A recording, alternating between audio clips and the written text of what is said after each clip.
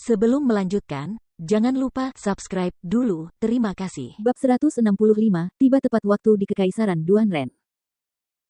Satu batu roh tingkat 3 rupanya cukup untuk memurnikan satu roh dan tingkat 5, sedangkan batu roh tingkat 4 dan 5 dapat digunakan untuk memurnikan roh dan tingkat 4 dan di bawahnya. Batu roh tingkat 2 dan tingkat 1 digunakan untuk memurnikan roh dan tingkat 6 dan tingkat 7. Namun, harga batu roh tidaklah murah, satu batu roh tingkat 3 saja biasanya berharga sekitar 30.000 koin emas. Mengingat harga batu roh tingkat 3 adalah 30.000 koin emas, batu roh tingkat 2 sedikit menakutkan, harganya bisa mencapai 50.000 koin emas. Alih-alih merasa takut, Huang Xiaolong malah merasa lega. Batu roh tingkat 2 dengan harga 50.000 koin emas terdengar sangat mahal, tetapi bagi 9 tripod commerce milik Huang Xiaolong, kekurangan koin emas bukanlah hal yang paling dikhawatirkannya. Maka tanpa menunda lagi, mereka berempat meneruskan perjalanannya.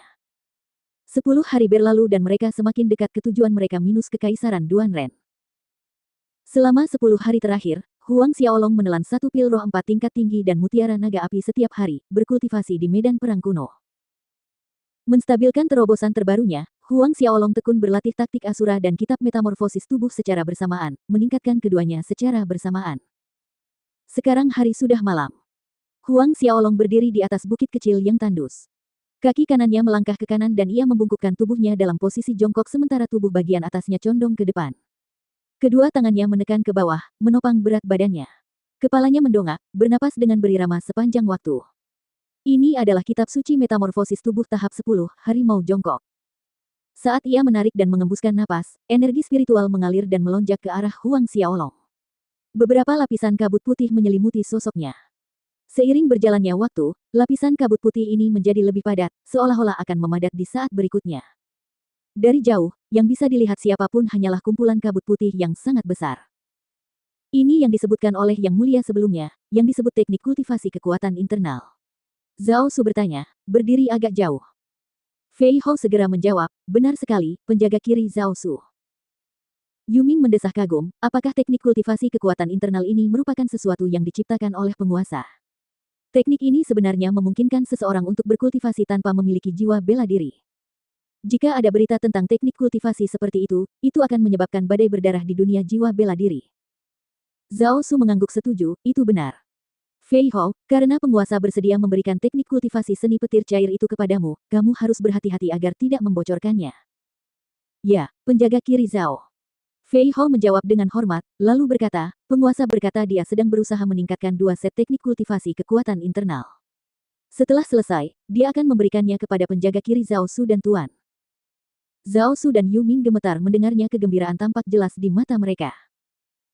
Keduanya telah sampai pada kesimpulan bahwa alasan utama kultivasi Fei Hou meningkat dengan kecepatan drastis adalah karena ia melatih ki pertempuran dan kekuatan internal secara bersamaan. Kegelapan malam berangsur-angsur surut. Saat sinar cahaya pertama muncul, Huang Xiaolong mengakhiri latihannya. Saat ia mengakhiri latihan kitab suci metamorfosis tubuhnya, Huang Xiaolong jatuh ke dalam suasana hati yang serius. Meskipun mengolah taktik Asura dan metamorfosis tubuh pada saat yang sama sangat meningkatkan kekuatannya, mempraktikkan metode tersebut secara individual terlalu merepotkan dan memakan waktu.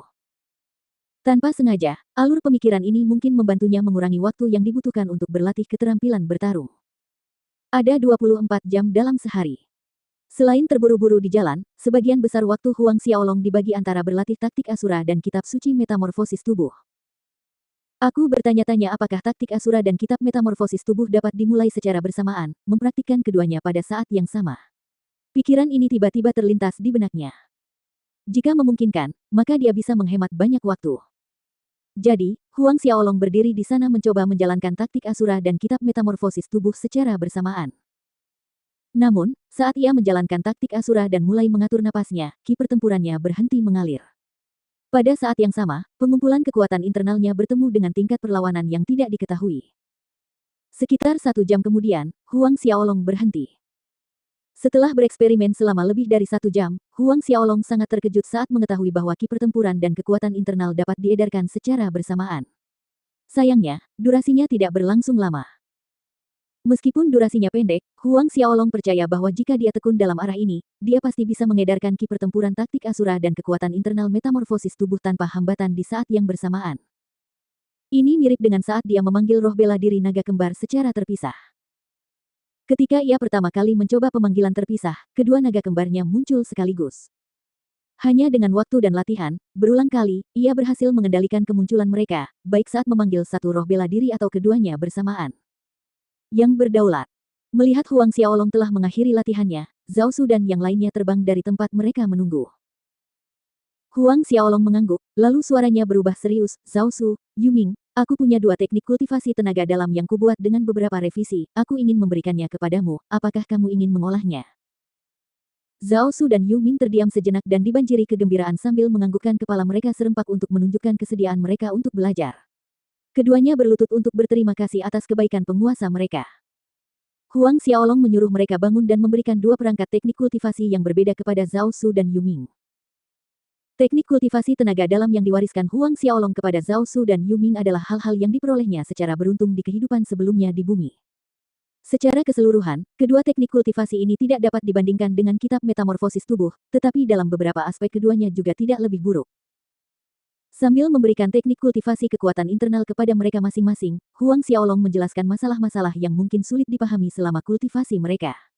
Keduanya menanggapi semua yang dikatakannya dengan sangat serius. Beberapa jam kemudian barulah kelompok berempat itu melanjutkan perjalanan mereka. 3 hari berlalu dengan cara yang hampir sama. Selama 3 hari terakhir, Zhao Su dan Yu Ming berlatih sesuai dengan teknik kultivasi kekuatan internal yang diajarkan Huang Xiaolong. Setelah beberapa hari berlatih, Zhao Su dan Yu Ming merasa senang karena kecepatan kultivasi ki pertempuran mereka meningkat secara signifikan.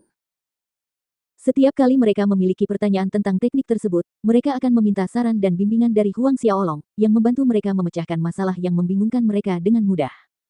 Seolah-olah jawabannya adalah cahaya terang di ujung terowongan. Hari ini, matahari bersinar terang di langit, dan Huang Xiaolong beserta 3 orang lainnya menunggangi tunggangan binatang buas saat mereka berjalan melewati pegunungan.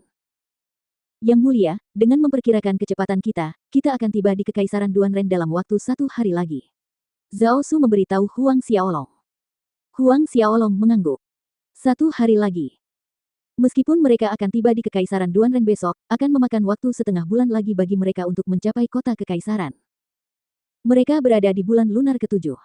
Saat mereka tiba di kota Kekaisaran, akan ada sekitar 10 hari tersisa sebelum pertempuran dimulai, jadi waktunya tepat. Semoga keadaan di kota kerajaan Luotong baik-baik saja. Huang Xiaolong berpikir dalam hati. Dengan perjalanan selama beberapa bulan ini, tempat-tempat yang mereka lewati sebagian besar berupa perbukitan tandus atau hutan belantara, dan tidak ada kontak apapun dengan kota kerajaan Luotong.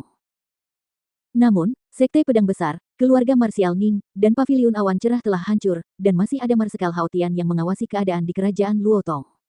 Jika demikian, keselamatan keluarga Huang seharusnya tidak menjadi masalah. Suatu hari kemudian, kelompok itu akhirnya tiba di Kekaisaran Duanren. Memasuki Kekaisaran Duanren, Huang Xiaolong dapat melihat banyak orang lain dari kerajaan lain yang datang untuk berpartisipasi dalam pertempuran kota kekaisaran seperti dirinya. Selain itu, ada juga para ahli dari berbagai kekuatan yang datang untuk menyaksikan pertempuran tersebut. Pertempuran kota kekaisaran Duanren merupakan acara terbuka, oleh karena itu, keluarga kerajaan dan pasukan terdekat akan datang untuk menonton acara tersebut. Memasuki Kekaisaran Duanren, Huang Xiaolong, Zhao Su, Yu Ming, dan Fei Hou tidak menunda-nunda, bergegas maju langsung menuju kota Kekaisaran Duanren. 2 minggu kemudian, kelompok Huang Xiaolong tiba di tujuan mereka.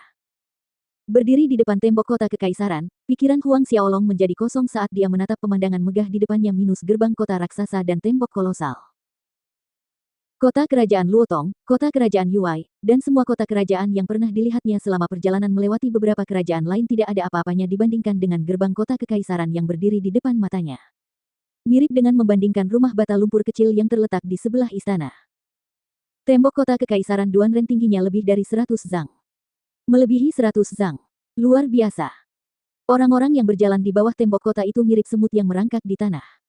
Ya, semut yang merangkak di lantai. Melihat gerbang kota kekaisaran Duanren, Huang Xiaolong merasa sangat kecil. Namun, perasaan ini tidak hanya dirasakan oleh Huang Xiaolong, Fei Hou juga merasakan hal yang sama. Meskipun ini adalah kedua kalinya Fei Hou melihat gerbang kota kekaisaran, keterkejutan yang dirasakannya masih sama kuatnya.